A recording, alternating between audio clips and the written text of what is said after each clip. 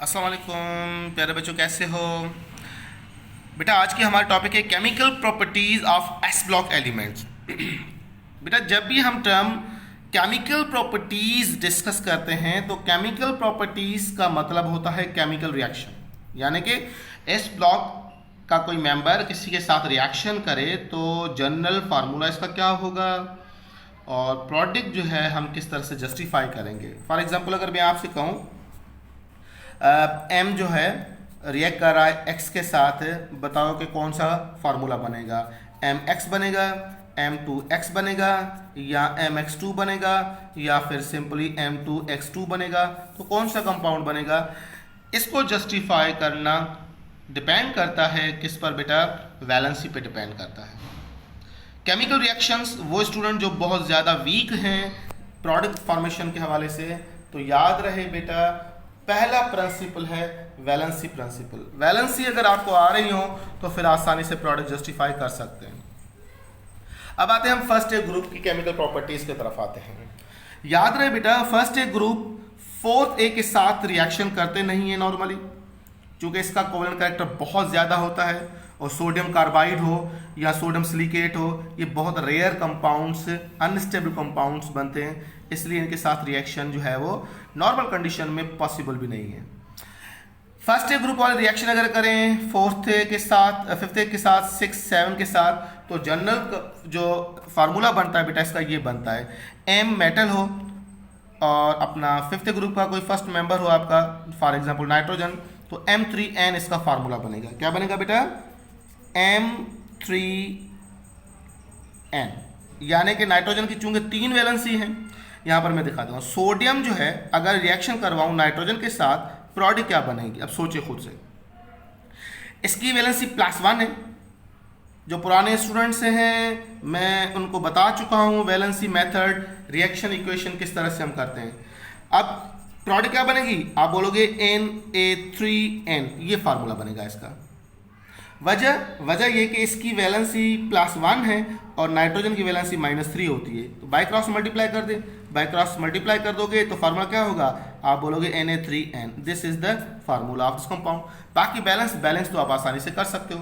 तो general formula क्या हुआ, सोडियम यानी कि मेटल M3, और यहाँ पर N किसको इंडिकेट करता है, 5वें ग्रुप को। अगर यहाँ पर X हो तो आप बोलोगे X, M3X is the general formula when first A group member react with the fifth A group। अगर सेकंड के साथ यानी कि 6th ग्रुप के साथ रिएक्शन करें तो M2O, O for oxygen first member, O ना हो X हो तो आप इस तरह से भी लिख सकते हो M2X, इस तरह से भी आप लिख सकते हो आसानी से। जैसे मैं आपसे कहूँ लिथियम है तो Li2O आप आसानी से फार्मूला लिख सकते हो। बात में आई। अगर फर्स्ट ग्रुप का मेंबर रिएक्ट करे 7th के साथ, तो चूंकि इसकी भी वैलेंसी 1 होती है उनकी वैलेंसी 1 होती है, तो सिंपली MX फॉर्मेशन होगी। जैसे मैं आपसे कहूँ सोडियम रिएक्ट विद क्लोरीन, क्या कंपाउंड बनेगा, आप बोलोगे सोडियम क्लोराइड NaCl 1:1, इसकी वैलेंसी 1, इसकी वैलेंसी 1 है। अब बैलेंस हो तो आप बैलेंस आसानी से कर सकते हो 2, तो यहाँ पर आप आसानी से लिख सकते हो 2। तो जनरल फार्मूला, ये इंटर टेस्ट में सवाल आया हुआ है, इस पर नोट कीजिएगा। जनरल फार्मूला क्या होगा, when first a group react with the 7th A, the general formula is, तो बेटा M is the metal of the first A group। अब यहाँ पर X भी शो कर सकता है, Y भी शो कर सकता है, वो डिपेंड करेगा सवाल के नेचर पर। अगर X शो कर रहा है तो बेटा ये MX इसका जनरल फार्मूला। बात में आ गई, आसान है, इतना तो मुश्किल नहीं है। अब अगर मैं बात करूँ सेकेंड ए ग्रुप के साथ रिएक्शन हो, तो सेकेंड ए ग्रुप के साथ रिएक्शन हो तो क्या बनेगा M3N2, क्योंकि अब इसकी वैलेंसी क्या होती है, +2 वैलेंसी होती है।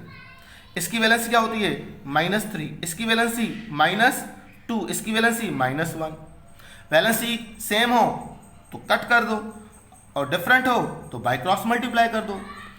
अब इसकी 2 तो इसके तरफ आएगा तो N2, इसकी 3 इसके तरफ आएगा तो M3, तो M3N2 is the general formula. अब एक एग्जाम्पल दूं आपको, मैं आपसे कह रहा हूं इसी का ही मेंबर ले रहा हूं बेरिलियम, नाइट्रोजन के साथ रिएक्शन करवा देता हूँ, अलबत्ता नॉर्मल तो ये पॉसिबल नहीं है। अब प्रोडक्ट क्या बनेगी, आप आसानी से जस्टिफाई कर सकते हो। बेरिलियम, इसकी वैलेंसी 3 होती है तो 3 यहाँ पे ट्रांसफर कर दें, इसकी वैलेंसी 2 होती है यहाँ पे ट्रांसफर कर दें, तो E3N2 इज द फार्मूला। बाकी बैलेंसिंग तो आप आसानी से कर सकते हो। यहाँ पर अगर 2 दे दो तो 6 हो जाएंगे, बेरिलियम कितने हो जाएंगे 6 आप रख दोगे, नाइट्रोजन यहाँ पर 4 तो यहाँ पर भी 4 होगा। तो इस तरह से आसानी से बैलेंस भी कर सकते हो। 2 अब 6 की वैलेंसी भी क्या है 2, तो इस तरह से आप आसानी से कह सकते हो जैसे बेरिलियम है रिएक्ट विद ऑक्सीजन की वैलेंसी -2 इसकी +2 दोनों कैंसिल, फार्मूला क्या होगा BO, सिंपल फार्मूला होगा आपका MO। अगर लास्ट ग्रुप के साथ रिएक्शन करें तो MX2 फॉर्मेशन होगी। जैसे मैं आपसे कहूं चले मैग्नीशियम है ट्रीटेड विद क्लोरीन, कंपाउंड क्या बनेगा आप बोलोगे मैग्नीशियम क्लोराइड, यानी कि ये M हो गया, ये आपका X2 आ गया आपका। MX2 is the general formula of this reaction. तो आप आसानी से जनरल रिएक्शंस को जस्टिफाई कर सकते हो। इसी तरह से आपको याद करना है। दूसरी बात जो बहुत ज़्यादा इंपॉर्टेंट है, फर्स्ट ए ग्रुप जो है वो बेटा हाईली रिएक्टिव होते हैं देन सेकंड है, और उनकी साइज बहुत ज़्यादा बड़ी होती है।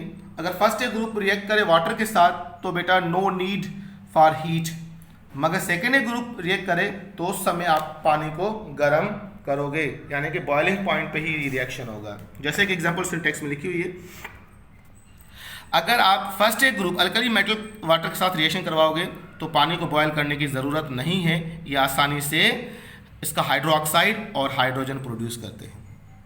मगर सेकेंड ए के लिए क्या ज़रूरी है बेटा, पानी को थोड़ा सा गर्म करना पड़ता है तभी रिएक्शन पॉसिबल होगा। वजह क्योंकि इनकी रिएक्टिविटी कम होती है, फर्स्ट ए ग्रुप की रिएक्टिविटी ज़्यादा होती है। तो इस तरह से हाइड्रोक्साइड बनाते हैं। सवाल किस तरह से आ सकता है, अगर फर्स्ट ए ग्रुप रिएक्ट करे वाटर के साथ तो कौन सी गैस रिलीज करेंगे, तो राइट आंसर होगा हाइड्रोजन गैस रिलीज करेंगे। दूसरा सवाल अगर आए तो किस तरह से आ सकता है, फर्स्ट ए ग्रुप और second A group which is the more reactive group, आप बोलोगे first A group react with water at condition heat at normal condition, तो ये नॉर्मल कंडीशन पर रिएक्शन होगा। सेकेंड ए ग्रुप के साथ आए तो इसको बॉयल करना होगा तभी रिएक्शन पॉसिबल है, अदरवाइज रिएक्शन पॉसिबल नहीं है।